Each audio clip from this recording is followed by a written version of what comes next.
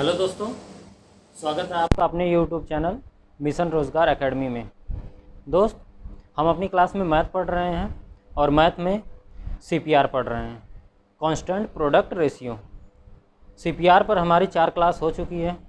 आज हमारी last class है और आज हम CPR का जो है देखेंगे प्रॉफिट एंड लॉस में CPR कैसे अप्लाई होता है। हमने ऑलरेडी 4 क्लास ले चुकी है और पहले क्लास में हमने जो है कि थ्योरी के बारे में समझा था और 3 क्लास हमने लिया है। एक तो TSD में लिया है, टाइम स्पीड डिस्टेंस में, दूसरा परसेंटेज में और तीसरा जो है मिक्सचर एंड एलिगेशन पे। आज हमारी ये चौथी क्लास है, ठीक है, जो है कि प्रॉफिट एंड लॉस पे है। आइए आज देखते हैं प्रॉफिट और लॉस पे कैसे जो है कि CPR अप्लाई होता है। हमारे पास ये पहला क्वेश्चन है, ये पूछा गया CGL टायर 1 में। ये दे रहा है कि क्या, यदि क्रय मूल्य पर 25% का लाभ होता है तो विक्रय मूल्य पर लाभ प्रतिशत ज्ञात करें। ठीक है, तो हम जानते हैं जो है कि क्रय मूल्य पर लाभ जो होता है वो ज़्यादा दिखता है।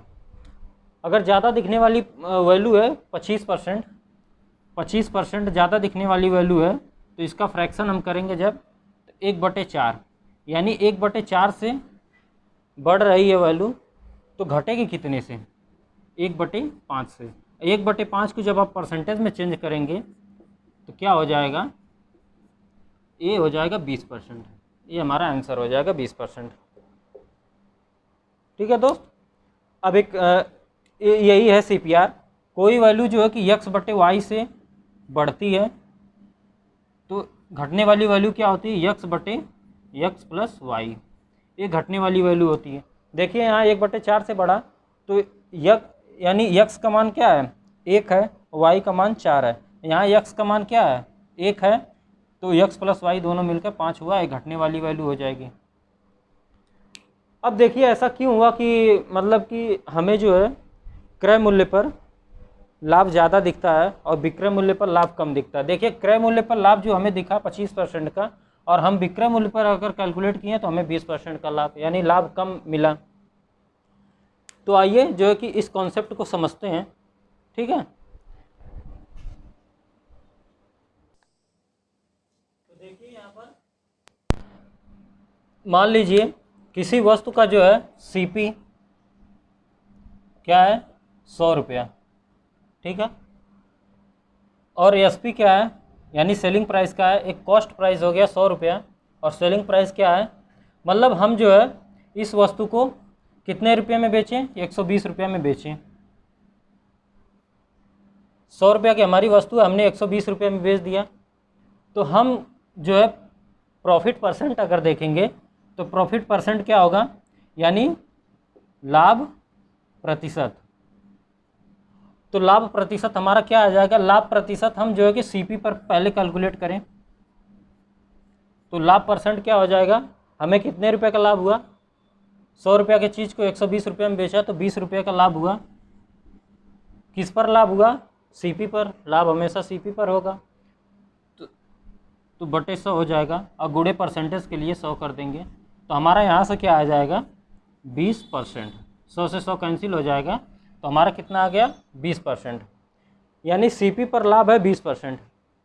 ठीक है, चलिए यही लाभ जो है कैलकुलेट करते हैं SP पर। मान लीजिए कोई वस्तु का मूल्य क्या है, 100 रुपया, और हमने जो है इसे बेच दिया कितने में, 120 रुपया में। ठीक है, अब देखिए अब हम लाभ परसेंट ज्ञात कर रहे हैं, लाभ प्रतिशत, और अब की बार हम ज्ञात करेंगे SP पर, यानी सेलिंग प्राइस पर। तो सेलिंग प्राइस पर देखिए क्या होगा, हमें 20 रुपया का लाभ हुआ, 20 लिखेंगे। किस पर लाभ हुआ, अब हम जो है कि अब CP को बेस नहीं बना रहे हैं, यहाँ तो CP को हमने बेस बनाया 100 रखा, यहाँ हम SP को बेस बनाएंगे और SP क्या है, 120 रुपया, तो ये 120 हो जाएगा और गुणे जो है परसेंटेज के लिए 100 का मल्टीप्लाई, तो ये हमारा कितना हो जाएगा, 20 छक्का 120, 6 और 100/6 हो जाएगा 16 सही 2/3%। इतनी बात समझ में आई आप लोगों को। देखिए क्या हुआ कि किसी वस्तु को जब हम 100 रुपया से 120 रुपया में बेच रहे हैं हम जब सीपी पर लाभ कैलकुलेट कर रहे हैं, लाभ जो कैलकुलेट होता है वो सीपी पर ही कैलकुलेट होता है। एक स्पेशल कंडीशन होती है जब लाभ को हम एसपी पर कैलकुलेट करते हैं। तो देखिए सीपी पर लाभ हमें बता रहा है कि ये 20% लाभ है, और हम जब यही लाभ एसपी पर कैलकुलेट कर रहे हैं तो हमें कितना दिखा रहा है, 16.2/3%। यानी लाभ का जो परसेंटेज है वो देखिए कम हो गया है एसपी पर। यहाँ तो 20% हो रहा है, तो यहाँ 16% हो रहा है, तो लाभ प्रतिशत क्या हो गया, 20% से कम हो गया। तो यही हम कह रहे हैं, यदि किसी वस्तु का लाभ प्रतिशत, यदि सेलिंग प्राइस पर लाभ परसेंट 20% का होता है, ठीक है, यानी सीपी पर यानी क्रय मूल्य पर लाभ परसेंट 20% होता है, तो जो सेलिंग प्राइस पर लाभ परसेंट कितना हो जाएगा, 16.2/3%। ये तो रही लाभ की बात। अब आइए हानि की बात भी देखते हैं। चलिए हम देखते हैं। अब हमने लाभ वाला देख लिया, प्रॉफिट वाला कंडीशन अब हम देख लिए। अब हम देखेंगे हानि वाला कंडीशन, ठीक है, हानि परसेंट वाला, ये बराबर नहीं है। अब देखिए किसी वस्तु का सीपी क्या है, यानी कॉस्ट प्राइस क्या है, 100 रुपया। यदि हम उसको जो है एसपी यानी सेलिंग प्राइस, यदि हम उसको 80 रुपया में बेच रहे हैं, ठीक है, तो हमारा हानि प्रतिशत क्या हो जाएगा, लॉस परसेंट क्या हो जाएगा। लॉस परसेंट हम कैलकुलेट करेंगे किस पर, सीपी पर।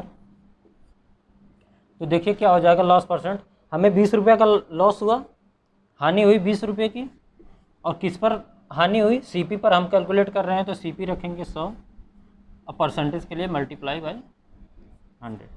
100 से 100 कैंसिल हो जाएगा, तो कितना आ जाएगा, 20%। हमने कैलकुलेट कर लिया किस पर, सीपी पर हानि प्रतिशत। आइए एसपी पर कैलकुलेट करते हैं, देखते हैं कोई चेंजेस होता है। तो देखिए सीपी क्या है, 100 रुपये, और हमने बेच दिया कितने में, 80 रुपये में, कोई भी आर्टिकल है। और हानि परसेंट क्या हो जाएगा, हानि परसेंट अब इस बार किस पे कैलकुलेट करेंगे, यहाँ सीपी हो गया, अब हम एसपी पर कैलकुलेट करेंगे, यानी सेलिंग प्राइस पर। तो देखिए 20 रुपये की हानि हुई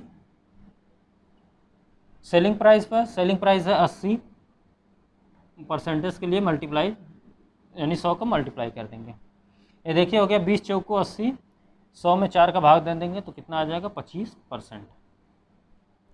यहाँ देखिए क्या होगा, यहाँ क्या हुआ कि हम जो है कि जब सीपी पर हानि प्रतिशत ज्ञात कर रहे हैं तो हमें 20% मिल रहा है, लेकिन वही जो है परसेंटेज, वही हानि परसेंट जब हम एसपी पर कैलकुलेट कर रहे हैं तो हमें 25% मिल रहा है।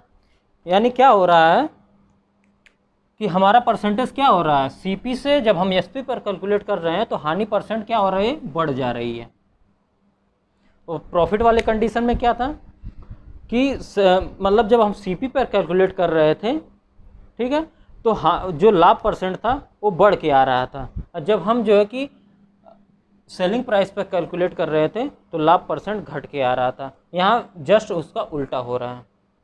ठीक है दोस्त, आप कंफ्यूज मत होइए, जो मैं बताया पहला वाला दूसरा वाला, इसके पीछे जो बताया दो, आप 4 कॉन्सेप्ट को जो है कि अपने नोट्स में लिख लेंगे और उसे समझेंगे तो समझ में आएगा। ठीक है, तो चलिए अब इस पर आधारित हम क्वेश्चन देखते हैं। चलिए दोस्त देखते हैं क्वेश्चन। यदि क्रय मूल्य पर 40% का लाभ होता है तो इसे विक्रय मूल्य पर लाभ ज्ञात करने से कितने प्रतिशत का, मतलब कितना परसेंट लाभ होगा। ठीक है, तो हमें क्या करना है, क्रय मूल्य पर लाभ दिया है, हमें विक्रय मूल्य पर लाभ ज्ञात करना है। हम जानते हैं क्रय मूल्य पर लाभ ज़्यादा दिखता है, तो ये ज़्यादा दिखने वाली वैल्यू क्या है, 40%। 40% को आप फ्रैक्शन में तोड़ेंगे तो कितना आएगा, 2/5, यानी 2/5 से ये ज़्यादा हो रहा है, तो कम होने वाली वैल्यू कितनी हो जाएगी, 2/, ये दोनों मिल जाएगा तो 7 हो जाएगा, यानी 2/7 से कम हो जाएगा। 2/7 हो जाएगा, तो 2/7 को परसेंटेज में अगर आप चेंज करेंगे, क्या आपको जो है कि 100/7 की परसेंटेज रेसिप्रोकल वैल्यू याद है, मैं याद करवाया हूँ। देखिए ये कितना होता है, इसमें 2 का मल्टीप्लाई कर देंगे, 100/7 जो होता है 14.28 होता है। ठीक है, तो 2 का मल्टीप्लाई इसमें कर देंगे तो कितना हो जाएगा 28.56%। ये हमारा आंसर हो जाएगा क्या, 28.56%। एक बार और समझते हैं इसे। देखिए यहाँ क्या बोल रहा है, देखिए मैं आपको समझाने के लिए ये चार्ट बना दिया हूँ, बाकी आपको ये बनाना नहीं है, ठीक है। यहाँ समझाने के लिए मैं बना दिया हूँ। देखिए यदि क्रय मूल्य पर क्या है 40% का लाभ होता है, तो देखिए क्रय मूल्य पर प्रॉफिट परसेंट, एपी का मतलब प्रॉफिट परसेंट यानी लाभ परसेंट ज़्यादा दिखता है। अब हमसे क्या पूछ रहा है, इसे विक्रय मूल्य पर आप कैलकुलेट करिए, तो विक्रय मूल्य पर क्या दिखेगा, कम दिखेगा। ये तीर का निशान नीचे है तो कम, यानी 40% ज़्यादा है तो कम दिखने वाली वैल्यू कितनी हो जाएगी, ये हमें CPR बताएगा। 40% जब ज़्यादा है तो मतलब क्या है, CPR कैसे लगाते हैं, x/y, ये ज़्यादा होने वाली वैल्यू है तो कम होने वाली वैल्यू कितनी हो जाएगी, x/x + y, ये कम होने वाली वैल्यू हो जाएगी। देखिए 40% ज़्यादा है तो हमें CP पर 40% ज़्यादा है तो हमें SP पर कैलकुलेट करना है, तो ये 40% का मतलब लिख सकते हैं 2/5 से ज़्यादा है, कम होने वाली वैल्यू कितनी हो जाएगी 2/7। 2/7 को आप परसेंटेज में चेंज कर देंगे तो कितना आ जाएगा 28.56%। ये हमारा आंसर हो जाएगा। ठीक है दोस्त, अगले सवाल पे चलिए चलते हैं।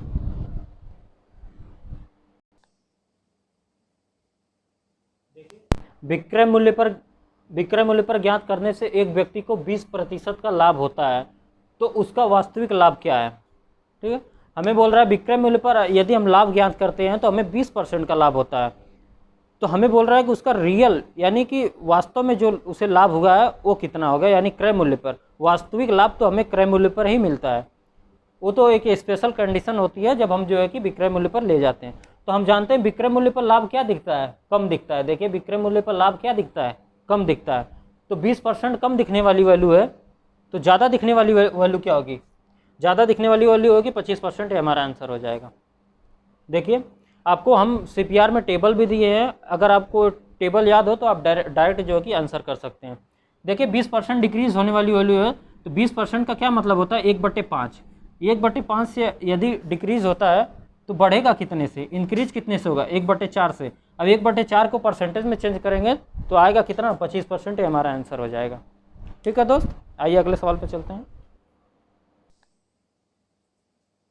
यदि कोई व्यक्ति अपनी हानि को विक्रय मूल्य का 20% अनुमानित करता है तो उसकी हानि प्रतिशत क्या है। हमें रियल हानि पूछा है, वो तो देखिए जो लाभ व हानि होता है वो तो जो है कि CP पर ही होता है, क्रय मूल्य पर होता है।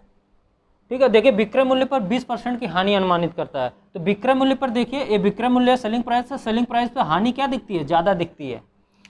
ज़्यादा दिखने वाली वैल्यू कितनी है 20%, तो कम दिखने वाली वैल्यू कितनी हो जाएगी 16.66%। ये हमारा आंसर हो जाएगा। आंसर देखिए 50/3 ऐसा लिख सकते हैं। देखिए कैसे हुआ, आपको डायरेक्ट वैल्यू याद होनी चाहिए। ठीक है, 20% 25%, 2/3 क्या होता है, ये सब याद होना चाहिए। देखिए 20% को क्या लिखेंगे 1/5। ठीक है, तो देखिए इधर से विक्रय मूल्य पर हानि परसेंट ज़्यादा दिखती है तो कितना हो जाएगा 20% का मतलब क्या हो जाएगा, फ्रैक्शन में चेंज करेंगे तो 1/5 से ज़्यादा दिखेगा। तो कम होने वाली कितनी वैल्यू क्या हो जाएगी 1/6।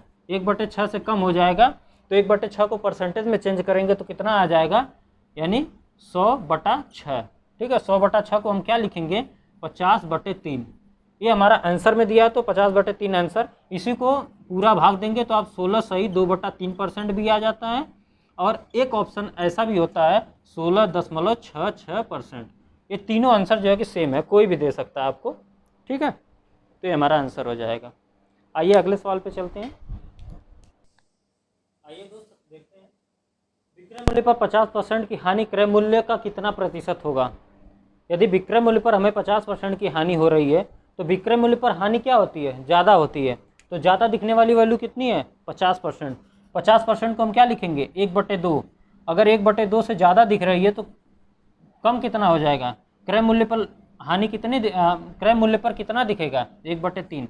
1/3 का परसेंटेज आप करेंगे तो 1/3 × 100 हो जाएगा। ये हमारा आ जाएगा कितना 33 सही 1/3%। हमारा आंसर हो जाएगा 33 सही 1/3%।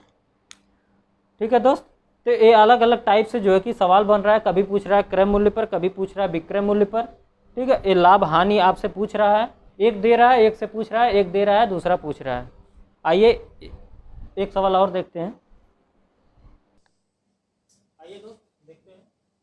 यदि विक्रय मूल्य पर 10% की हानि होती है तो क्रय मूल्य पर हानि ज्ञात करना है। विक्रय मूल्य पर हानि क्या दिखती है? ज़्यादा दिखती है, ठीक है। तो 10% ज़्यादा दिखने वाली वैल्यू है तो 10% का फ्रैक्शन में करेंगे तो कितना आ जाएगा? 1/10 आ जाएगा। 1/10 से ज़्यादा दिख रहा है तो कम होने वाली वैल्यू कितनी हो जाएगी? यानी क्रय मूल्य पर यदि हम ज्ञात करेंगे तो 1/11 हो जाएगा। 1/11 से कम हो जाएगा। 1/11 को परसेंट में आप चेंज करेंगे तो कितना हो जाएगा? और 100/11 हमने याद करवाया परसेंटेज रेसिप्रोकल वैल्यू में क्या होता है?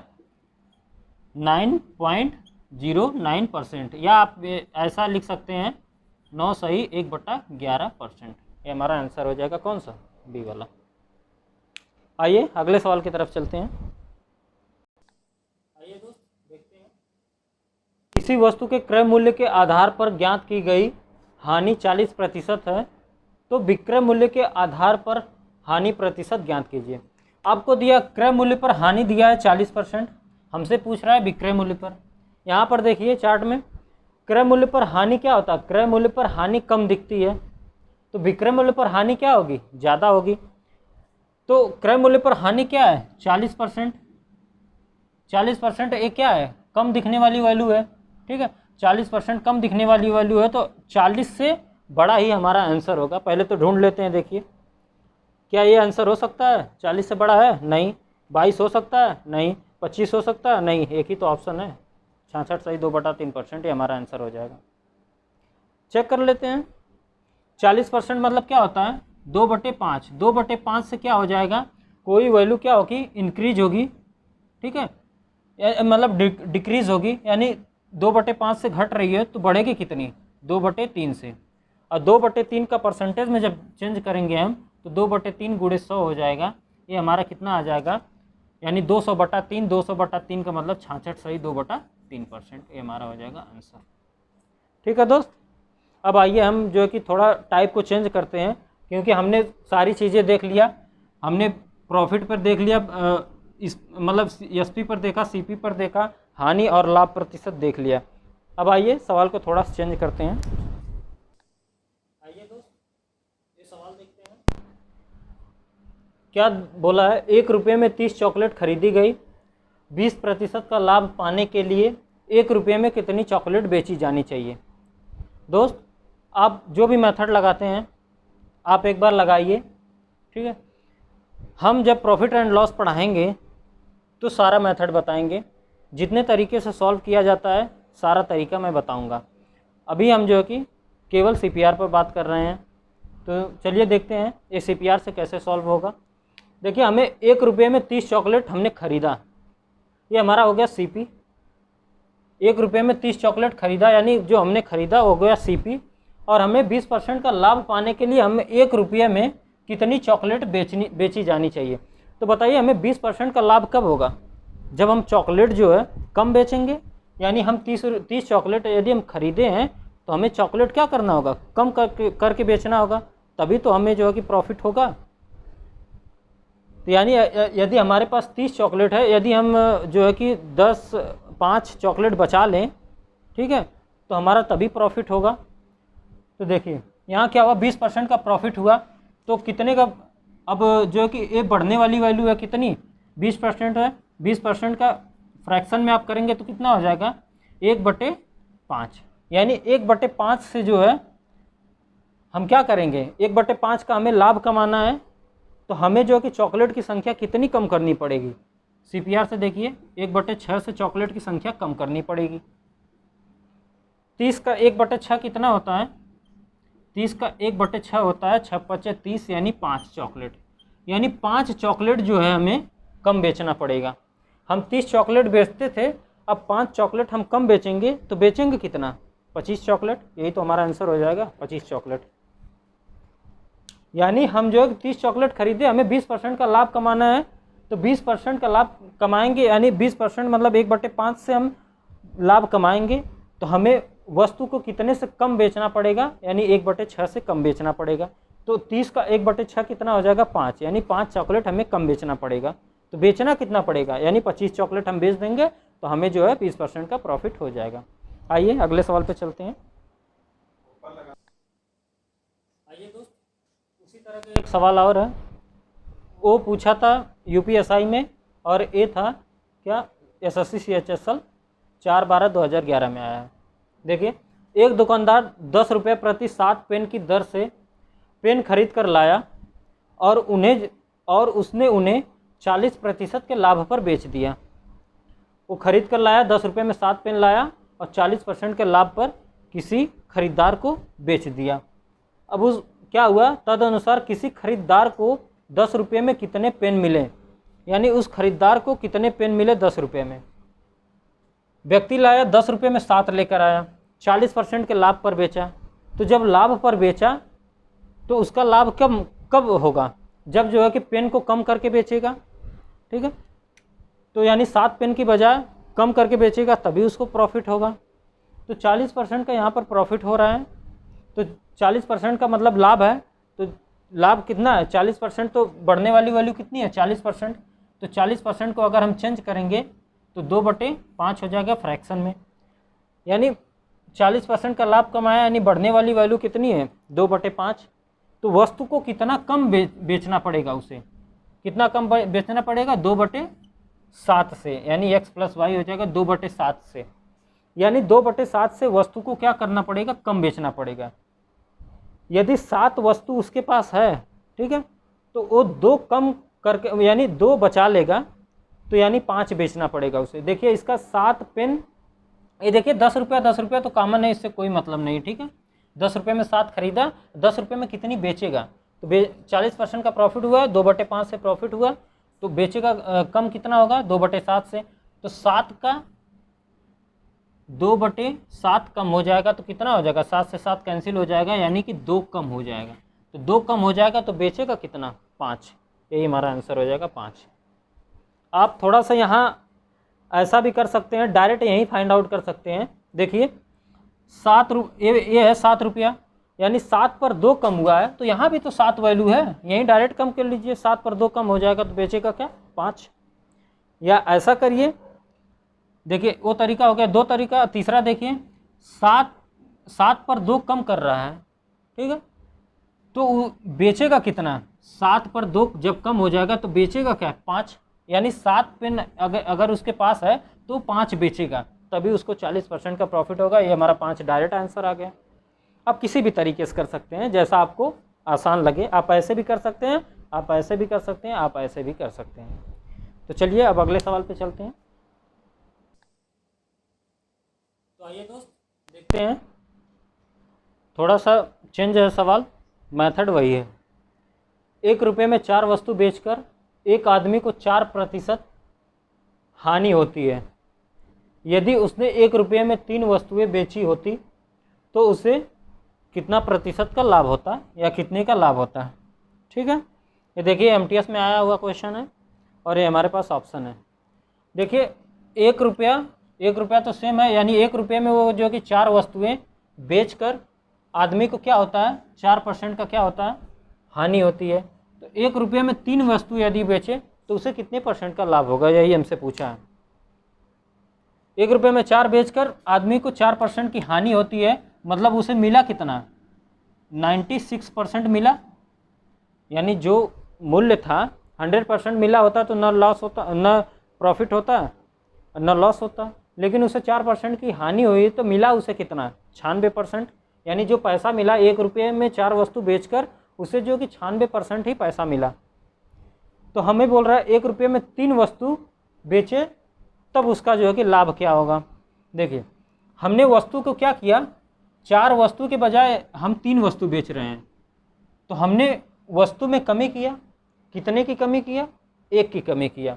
किस पर कमी किया, देखिए 1/, किस पर कमी किया 4 पर, तो 1/4 से हम जो है कि क्या कर रहे हैं वस्तु को डिक्रीज कर रहे हैं, यानी 1/4 से हम कम बेच रहे हैं, तो हमें एक कम होने वाली वैल्यू है तो ज़्यादा होने वाली वैल्यू क्या हो जाएगी 1/3, यानी जो हमें पहले जो जितने % का प्रॉफिट हो रहा था उसका 1/3 जो है हमें ज़्यादा प्रॉफिट होगा। तो 96 का 1/3% क्या हो जाएगा, 96 का 1/3 जब हम निकालेंगे तो इसे देखिए कैंसिल आउट करेंगे तो ये कितना आ जाएगा 32 आ जाएगा, यानी हमें जो है 32% अधिक मिलेगा। पहले हमें कितना मिलता था 96%, अब हमें कितना एक्स्ट्रा मिला 32%।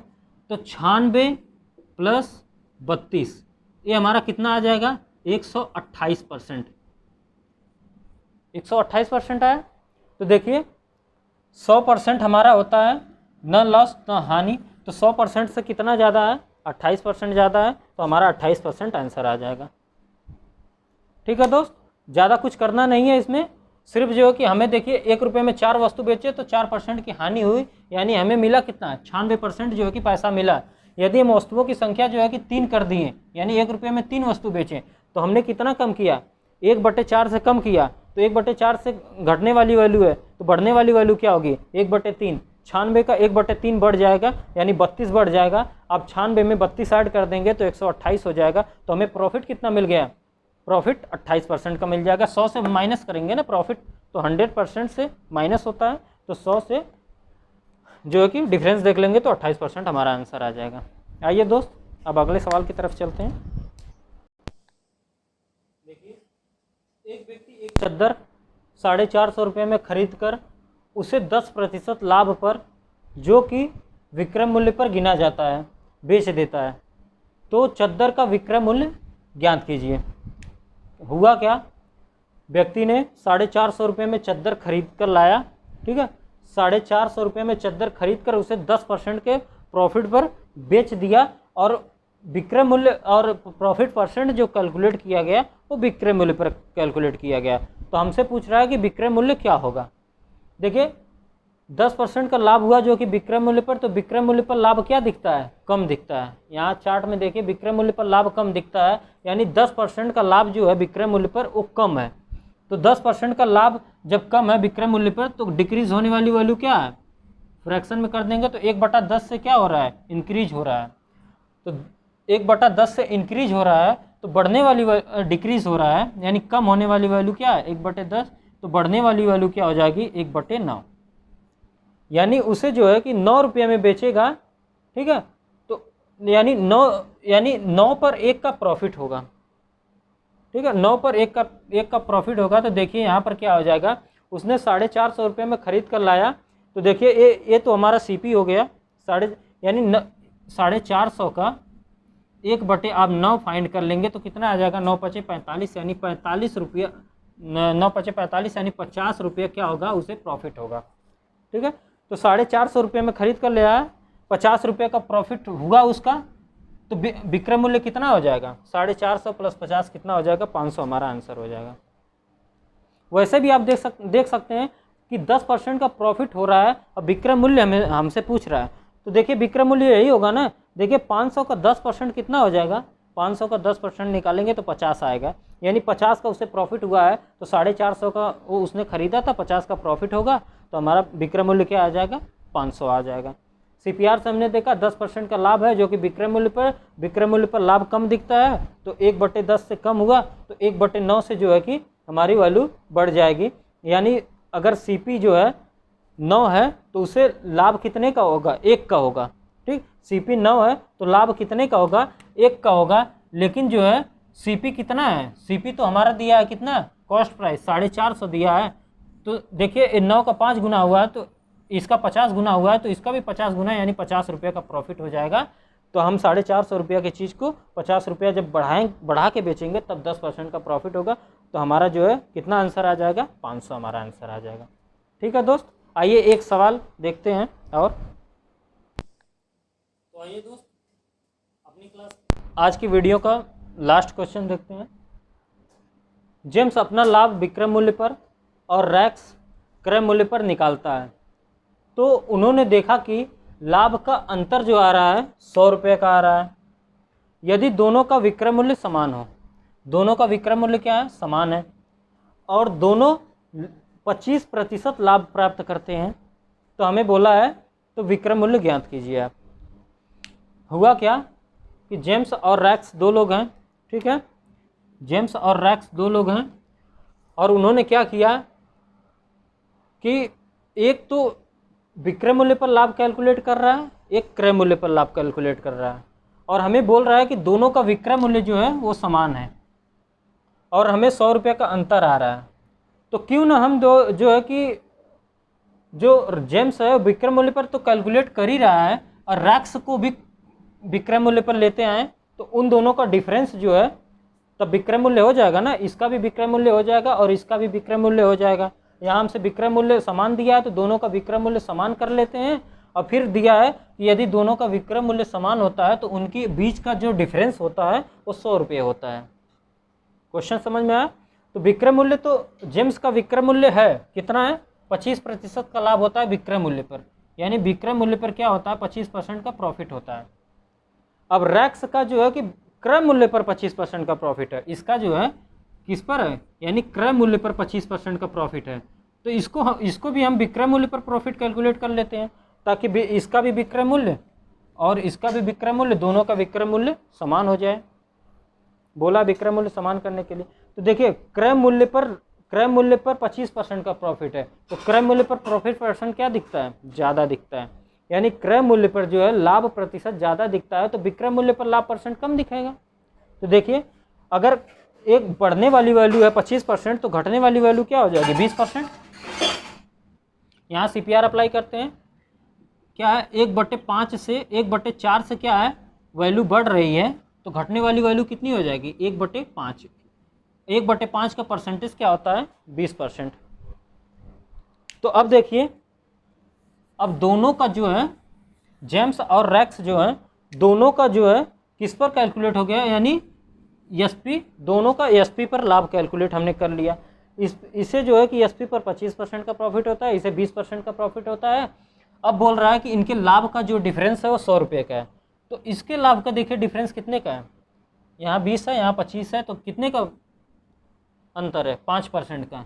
ये 5% हमें क्या बोल रहा है, ये 5% है 100 रुपये के बराबर है, ठीक है, ये 5% है 100 के बराबर है। तो हमसे क्या पूछा है, तो विक्रय मूल्य पूछा है, यानी 100% की वैल्यू पूछा है।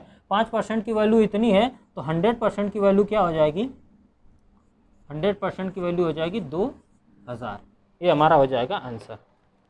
ठीक है दोस्त, यहाँ आर्यन रेशियो अप्लाई हुआ है, ठीक है, आर्यन रेशियो अप्लाई हुआ है। देखिए 5% की वैल्यू अगर क्या है 100 है, तो 100% की वैल्यू देखिए इसका कितना गुना हुआ है, इसका कितना गुना हुआ है 20 गुना हुआ है, तो इसका भी 20 गुना कर देंगे, तो 20 करेंगे और डबल जीरो लगा देंगे, तो कितना हो जाएगा 2000 हमारा आंसर हो जाएगा। हमने यहाँ पर क्या किया, दोनों को विक्रय मूल्य पर, हमें देखा था कि विक्रय मूल्य समान दिया है, तो दोनों को विक्रय मूल्य पर ले गए। ये विक्रय मूल्य पर 25% का प्रॉफिट हो रहा है, तो इसको विक्रय मूल्य पर जब करेंगे, क्रय मूल्य के बजाय विक्रय मूल्य पर जब करेंगे, तो रैक्स का जो है कि 20% आ जाएगा, और दोनों के बीच का डिफरेंस देखें तो 5% आया, और 5% की वैल्यू हमको दिया है 100, तो हम 100% की वैल्यू कितना हो जाएगा 2000, ये हमारा आंसर हो जाएगा। ठीक है दोस्त, तो आज की क्लास में हम जो भी कॉन्सेप्ट था हमने देखा। आज हमारा CPR फिनिश होता है। आगे जो हम कि अगला चैप्टर लाएंगे, अगला चैप्टर हमारा होने वाला है लास्ट डिजिट। लास्ट डिजिट भी यानी इकाई अंक भी बहुत ही ज़बरदस्त कॉन्सेप्ट है, हम उसे अगले वीडियो में देखेंगे। तो आप जो है कि जो भी मैंने सारी चीज़ें पढ़ाई हैं आप उसका नोट्स बनाएंगे और उसका जो है कि रिवीज़न करेंगे, क्योंकि ये हम सारी चीज़ें जो है जब चैप्टर पढ़ाएंगे तो इनका काम आएगा। तो चलते हैं, मिलते हैं फिर अगली वीडियो में। Thank you.